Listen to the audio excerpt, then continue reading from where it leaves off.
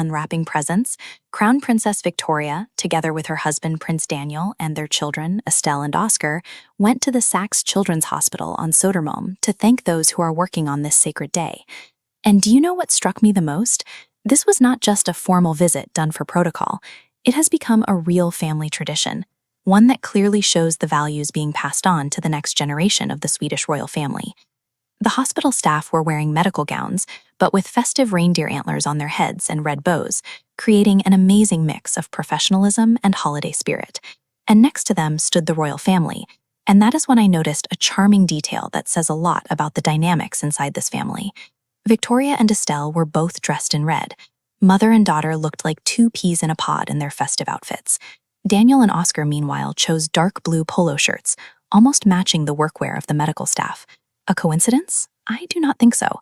Royals rarely make random choices when it comes to clothing. Every detail is thought through. Every color carries meaning.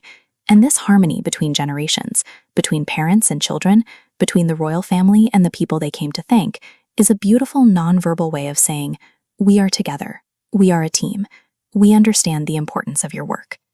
What has always fascinated me about Victoria is her incredible sense of style, which manages to be royal and practical, elegant and approachable at the same time. A year ago, when the family visited the Royal Guard, she wore that very red suit by Per Engsteden, the same designer who created her wedding dress. This suit, consisting of a jacket and a skirt, first appeared back in 2017 at the christening of Prince Gabriel, and at the time, fashion magazines unanimously named Victoria the best dressed. And do you know what makes this even more telling? She wears it again and again. In 2020, during the pandemic, she wore it while reading the Christmas Gospel in a digital format, and she wore it again last year. This is not just about saving money or reusing clothing. It is a statement of values. It says that true elegance does not require a constantly renewed wardrobe, and that a high-quality piece can last for years and always look relevant.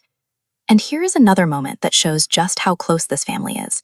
Queen Sylvia's birthday falls on the 23rd of December, right on the eve of Christmas, which, as she herself has admitted, is a little impractical because everyone is so busy. But King Carl Gustaf turns it into something magical every single year. He organizes a surprise party, choosing a different room for the celebratory dinner each time. And he certainly has options, since the palace has 192 rooms. Usually, all the adult members of the family attend this festive dinner. Sometimes Princess Christina comes with her husband, Tord Magnusson.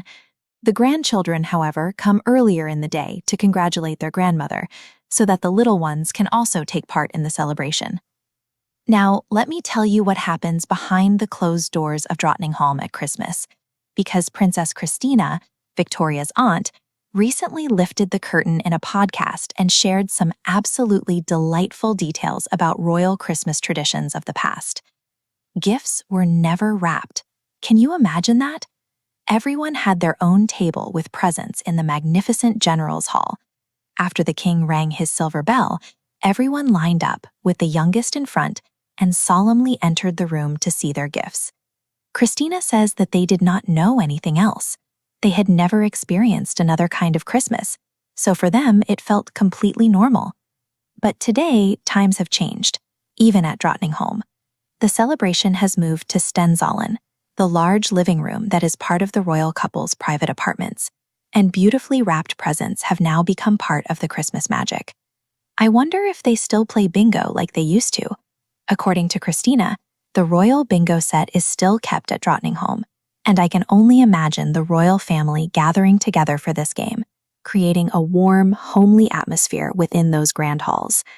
And it is precisely in these details, in this care for one another, in the way the king invents something new for his wife every year, in the way Victoria teaches her children to value the work of others by taking them to a hospital on Christmas Day, in the way they carefully preserve family traditions, while not being afraid to adapt them to modern times, that the true strength of a modern monarchy lies.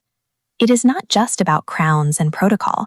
It is about a family that genuinely loves and supports one another, that understands its role in society and fulfills it with dignity and warmth. And by the way, they now have a new family member, a puppy named Bonnie, a Bavarian hound, who is celebrating her first Christmas at Drottningholm. She has already shown her personality by trying to bite the straw Christmas goat and chasing her own tail through the palace halls.